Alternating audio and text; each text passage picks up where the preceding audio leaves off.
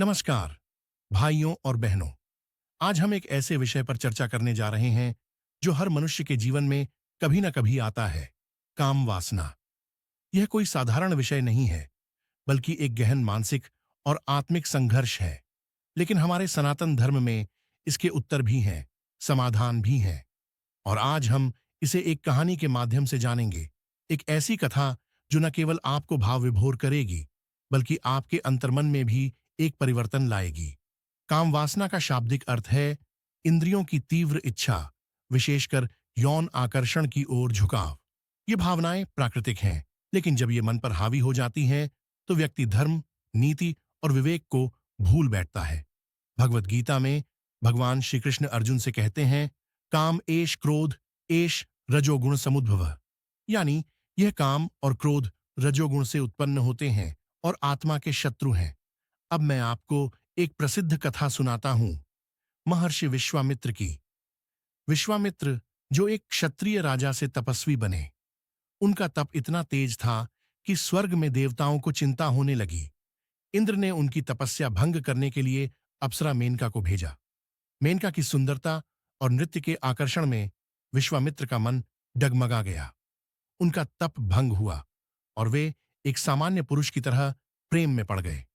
कई वर्षों तक वे साथ रहे, लेकिन बाद में जब उन्हें एहसास हुआ, तो उन्होंने खुद को फिर से तप में समर्पित कर दिया।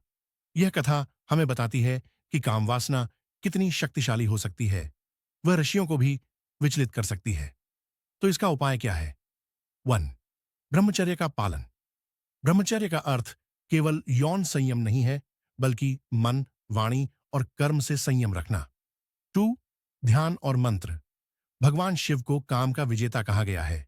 जब कामदेव ने भगवान शिव को तप में डिस्टर्ब किया, शिव ने तीसरी आंख से उन्हें भस्म कर दिया। इसलिए शिव का ध्यान और ओम नमः शिवाय का जाप काम विकार पर नियंत्रण का साधन है। 3. संगति का महत्व। जैसी संगति होगी, वैसे विचार बनेंगे।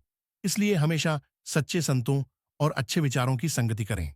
अब हम सुनते हैं आर्षि अगस्त्य की कथा। जब एक बार एक राक्षसी स्त्री आर्षि अगस्त्य के पास पहुंची और काम के बहाने उन्हें मोहित करना चाहा, आर्षि ने शांत भाव से कहा, तुम मेरे शरीर को आकर्षित कर सकती हो, पर मेरी आत्मा को नहीं। उनकी तपस्या और आत्मिक शक्ति इतनी प्रबल थी कि वह स्त्री वहीं शांत हो गई और क्षमा मांगने लगी। यह कथा हमें सिखाती है कि आत्मबल ही सबसे बड़ा अस्त्र है।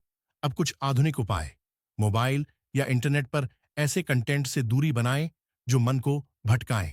योग और प्राणायाम करें, विशेषकर अनुलोम विलोम और ब्रह्मचर्यासन। अपने दिन की शुरुआत आध्यात्मिकता से करें। सुबह ध्यान, पाठ या कीर्तन। शिव जी ही काम के नाशक हैं। उनके लिए कहा गया है, कामारि मर्दनम। हर सोमवार व्रत रखिए, शिवलिंग पर जल चढ़ाइए और सच्चे मन से शिव का ध्यान कीजिए। शिव ही आपके अंदर के विकारों को भस्म करेंगे। एक बार संत तुकाराम जी से एक युवक ने पूछा, मुझे काम वासना सताती है, क्या करूं? तुकाराम जी ने उसे भगवान विठोबा की सेवा में लगा दिया। दिन रात भजन, मंदिर की सफाई, दीनों की सेवा। कुछ महीने बाद वह युवक एकदम बदल गया। सेवा और भक्ति ने उसके मन से काम के विकार को निकाल दिया।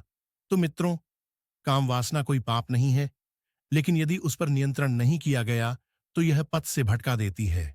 परंतु भक्ति, साधना, सेवा और शिव का स्मरण हमें हर विकार से बचा सकते हैं। आप सभी से निवेदन है कि यदि आपको यह वीडियो अच्छा लगा हो तो कृपया लाइक करें, कमेंट में अपनी राय दें और चैनल को सब्सक्राइब करना न भूलें। हर हर महादेव।